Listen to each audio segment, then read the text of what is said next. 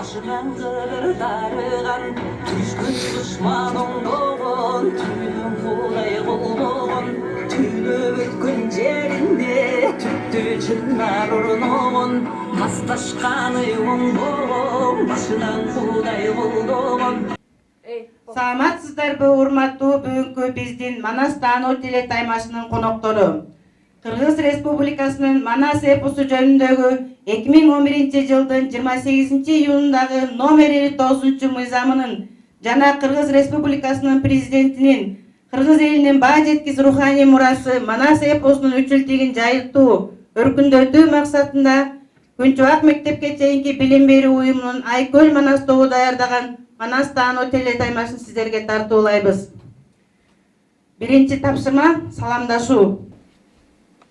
Жүрөңдө туулаган кыргыз каны, өзөңдө ойлогон кыргыз жаны, төргөндө озонгон Манас менен, айтып кирдим ордого сарам менен. Саламдашуу бул да кыргыз мүнөзү, ак ниетти азат кылган мүдөөсү. Алыңызга саламат чоролор, жакшылыктын өчүлбөс күнөрү. Биздин топтун аты Айкөл Манас, тууганап туу тутат. Манас, Манас, Манас! Айкөл Манас койдук биз команданы, Айкөл дагы каласын калкын дагы, элиндин төштөгү билимдик чыгасыны алдыга талпынабы. Kurama jayıp çöp kılgan Айкөл Манас, çaçılganды жыйнаган Айкөл Манас, кыргыздарды даңктаган Айкөл Манас, үзүлгөндү уллаган Айкөл Манас. Дүңгүрөтү кыргызды дүйнөнү жарсан Манас, Манас, Манас. Кылымдарга түбөлүк өспөс болуп сакталат Манас, Манас, Манас. Düşmandı jarıp жок кылган, намысын жого сатпаган Манас, Манас, Манас. Биздин уран Манас, Манас, Манас. Экинчи тапшырма коюлум бөлүмү. Манас баатырдын биринчи казактары, Кайыптаң менен болгон урушу, Манастын Карабөрктү алганы. Дүбүрөк калаасын басып алган 18 күн чардап жаткан Манастын аскерлерин Капилеттен Кайыптаң баштап келген орчун аскерлер кучап калат. Манастын буйругу менен алгач күнү Көкчө 50 000 колу менен чыгып уруш салды. Көкчө өзүнүн элин бүлдүрбөй, баатыр сынып кеткендерди калаага каттатпай катуу салгылашты. Ал күнү сөнтүп батты. Түнү кароолун күчөттү.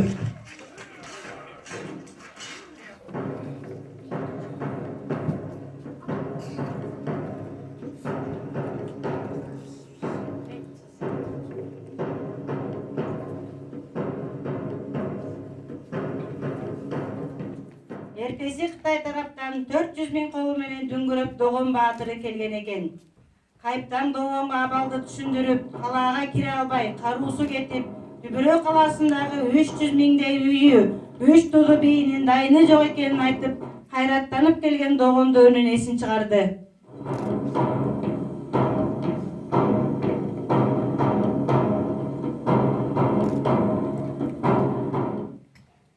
Эртеси шашке маалда шымал жактагы даалактын жолу менен Манас баштаган баатырлар Кошойдун колу менен кирип келди.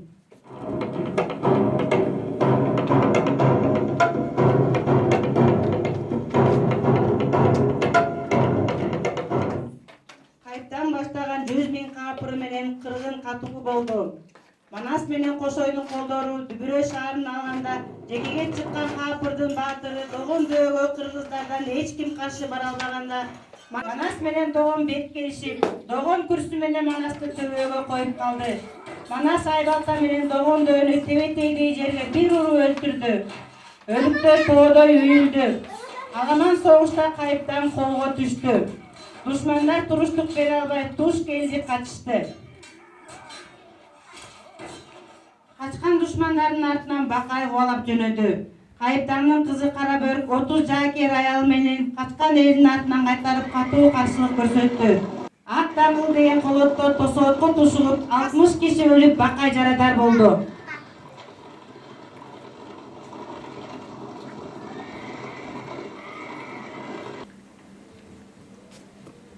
Батырым Манас кол кармалып калды.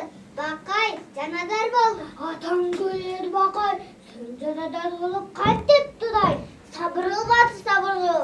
Шашпа, бай болосуң Манас. Душмандар Манастын сүрүнөн качып, туруштук бере албай ары-бери качып калышат. Качып бара жаткан душмандардын арасынан сулуу кызды кармап, курал-жарагын тартып алат.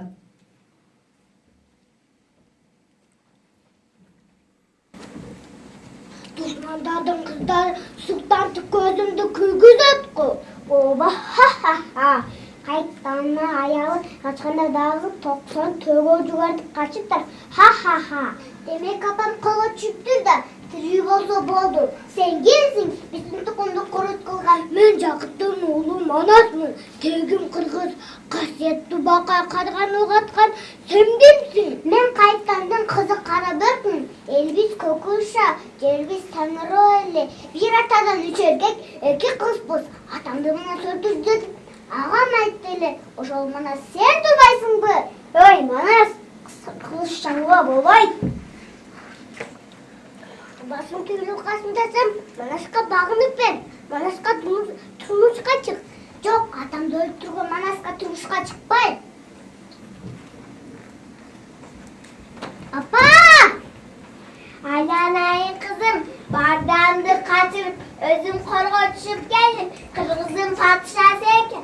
Аман қарар десе, мақұр бор Манаска тұрмышқа чық. Жоқ, атамды өлтіруге кесізге тиген. İçin жарып өзін өлтіріп. Бакай, bu kimдин кызы? Шалай булар, бон Кайтанын кызы Карабөрк. Бакай, колго тишкен биз адан өлгөндүк. Кайтан дагы эле түү аны Манас өлтүгөндүк. Айланайындар, экерен тирүү болсо, айткандарга көнөй. Жигиттер, Карабөрктүн атасын алып келди. Менде! Байна! Эй, Манас, камактын сыналганда Байнада işlep kamak bola kalın da. Ha. Жигиттер, kaçkan elde toktat kula. Kattan da önüne kan kıp şaylaylı. Altımış men öyle jurtun sanır oğa bocuk barala.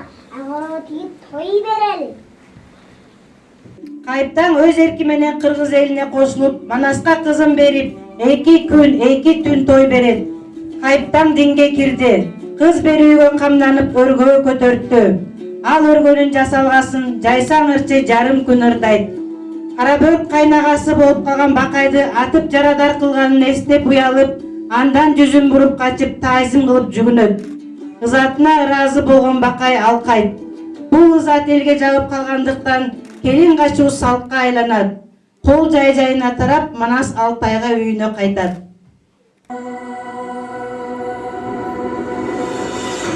Атасы түгіл хан, түнін қыдыр тарыған, башқа атасы бары хан, башынан қыдыр тарыған, түзгін дұшман оңдоғын, түнін құдай құлдоғын, түніп өткін жерінде.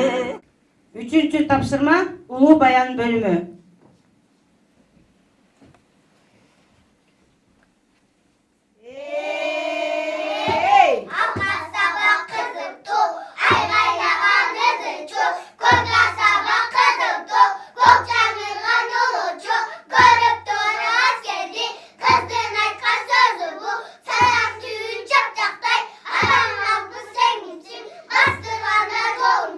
Bana düşürdü sen misin? Bana girgen kolu.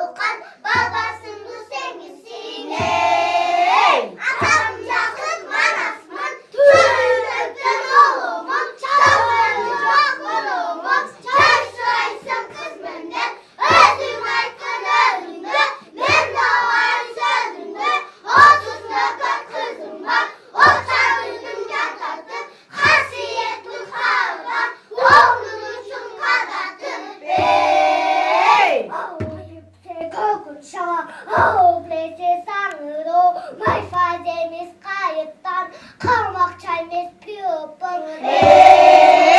Ganimet değilim. Sana kalan bir hiç değilim. Söylemenden önce düşün. Uslu bir kız değilim. Hayata